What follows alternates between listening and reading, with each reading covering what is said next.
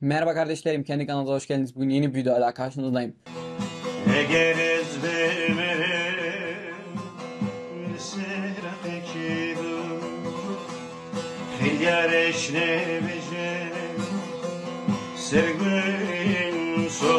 Bugün bazı konular hakkında konuşmalıyız hep birlikte kardeşlerim. Bildiğiniz gibi maalesef bizim Kürt halkının, Kürt insanların yanında bazı şeyler günlük trend olduğu zaman o konu hakkında konuşuluyor. Biz hem trend olan şeyler hakkında konuşuyoruz hem de trend olmayan, unutulan şeyler hakkında da konuşuyoruz. Kesinlikle bu olayları unutmamalıyız. Acun'un Kürt halkına, Kürt diline yaptığı saygısızlığı kesinlikle hiçbir zaman unutmamalıyız. Bu konu hakkında bildiğiniz gibi çoktan video çekmiyorum ama gene de bu olayı size hatırlatmak için bu videoyu çekiyorum. Sayın Acun Ilıcalı hep dediği şey şu: benim siyasetle alakam yok. Yine felek zalime kader kure çiçe destemin oy.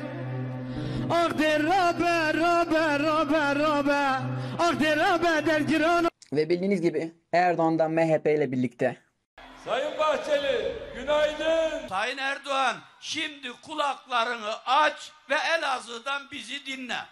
Sende şeref ve mertlik işportaya düşmüş.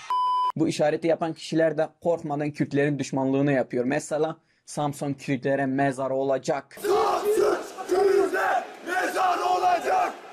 Kürtlere mezarı olacak. Kerkük Kürtlere mezarı olacak. Kerkük Kürtlere mezarı olacak. Kürt'e mezarı olacak. Karabük Kürt'e mezarı olacak. Aramızdaki fark şu: bizim analarımız yiğit doğurur, kahraman doğurur. Şimdi çok detaya girmeyeyim. Siz anladınız ne demek istediğimi. Çünkü detaya girersen bu video gerçekten çok uzun olur. Evet, TV8'de Nusret'in yaptığı bir video paylaşıldı. Kürtçe şarkı üzerine dans ettiği video paylaşıldı.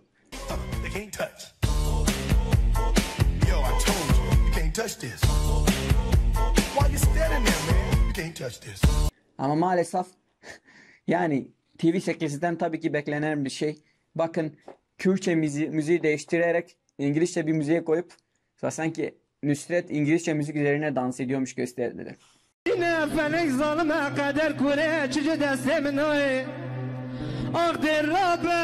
İnternet olmasaydı insanlar Nusret İngilizce müzik üzerine Kürtçe halay çekmiş diye inanırlardı. Ama internet diye bir şey var artık. Artık insanlarla dalga geçemezsin. İnsanları kandıramazsınız yani. Oradaki oturan kişiler de bir de diyor ki Nusret'e helal olsun, bizim kültürümüzü gösteriyor.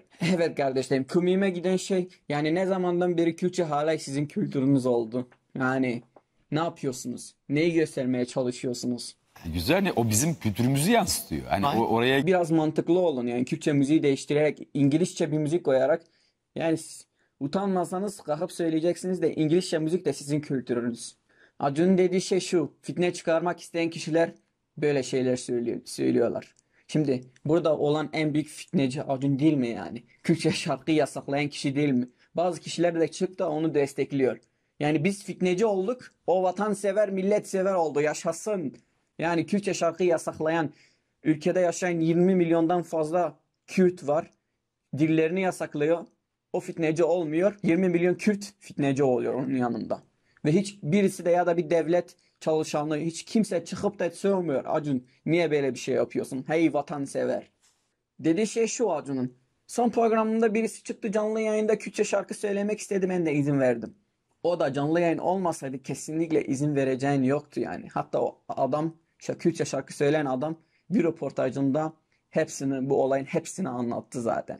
Evet kardeşlerim, burada anlatmak istediğim şey şu: Erzkurd'un ailesi olarak yani bir olay sadece trend olduğu zaman o konu hakkında konuşmayacağız. Bazı şeyleri de Kürt halkına, Kürt insanlarına hatırlatacağız. Bu olaylar unutulmaması gerekiyor. Bizim dilimize saygısızlık yapan insanları kesinlikle unutmayacağız. Kürt milleti olarak iyi şeyi de unutmuyoruz, kötü şeyi de unutmuyoruz.